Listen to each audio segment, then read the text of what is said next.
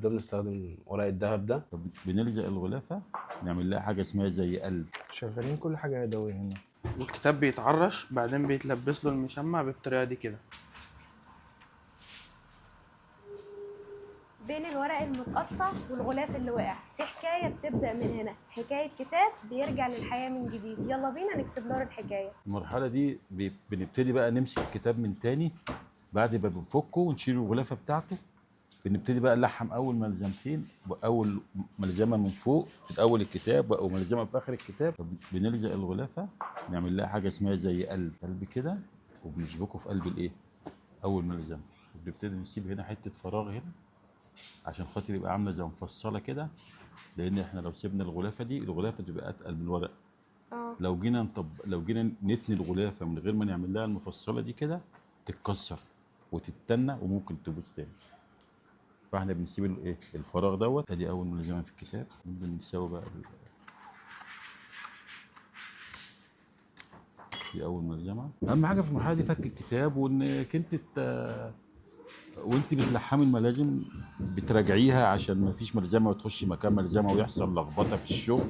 يبقى الكتاب كله ماشي مسلسل واحد زي ما هو كان مطبوع اول مره. ده بقى يبتدي لسه يخش مرحله الخياطه. الكتاب بيجي لنا تمام، وبيجي لنا ملازم، ولو مثلا محتاج خياطة أو ترميم بنبدأ الأول في الترميم، بعدين تخش على مرحلة الخياطة اللي أنا ببدأ بيها دي. تخش بنخيط ملزمة، وفي الآخر الملزمة من كل ملزمة بنشبكهم مع بعض على أساس يبقوا متماسكين مع بعض. كذا فتحة صح؟ دي بدل مثلا دي بتساعدني إن أنا أخرج الإبرة من الملزمة تمام، واقدر مثلا ادخل الابره اخرجها كده على اساس ودي الفتحات دي برضو بتدخل الغيره جوه على اساس ان الكتاب يبقى متماسك في بعضيه. دي منها فايده ان انا بخرج منها الابره، ومنها ان هي بتدخل غيره جوه اللي احنا بنغري بيه الكتاب نفسه عشان يبقى متماسك مع بعض.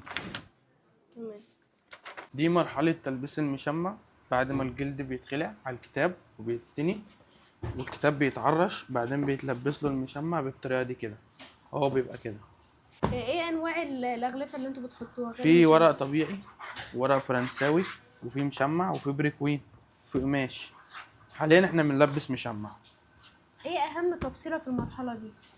المرحلة دي اللي هي لازم تكون الفلقتين نفس مستوى طول بعض الناحيتين. يعني زي ما تحطي هنا كده الفلقة دي مشمع، لازم الناحية التانية تكون في نفس المستوى عشان تلاقي الكتاب في النهاية الاتنين طول بعض كده. دي مرحلة بتونه. بنجيب غيرة، يلا علاء هات غيرة علاء. نجيب غيرة من الجردل، نبدأ علاء بيدي فلقة. الشغل بتاعنا حاجة أساسية الغيرة، هو اللي بيخلينا نلزق الورقة كده. مش حضرتك انت حتى لو انت شايفاني خلي الورقة، حطي ايد حضرتك. دي اخر مرحلة بقى. دي اخر مرحلة. بعد كده بتبقى الكتابة بقى تحت عندهم في المعرض. من هنا بكتب اسم الكتاب واسم مؤلفه بعد ما بينتهي تجليده، ونجمع الحروف من الصندوق دوت. تمام. وبعد ما بنجمع الحروف بنسخن المكنه الآلة دي اللي بنحط فيها الحروف، تسيب الحروف تسخن درجة معينة. وبعد كده بنحط الدهب ده، بنستخدم ورق الدهب ده وبننزل بيه كده على النسخة عشان نكتب اسم الكتاب واسم المؤلف زي كده، ولو ليه عدد بيبقى كده.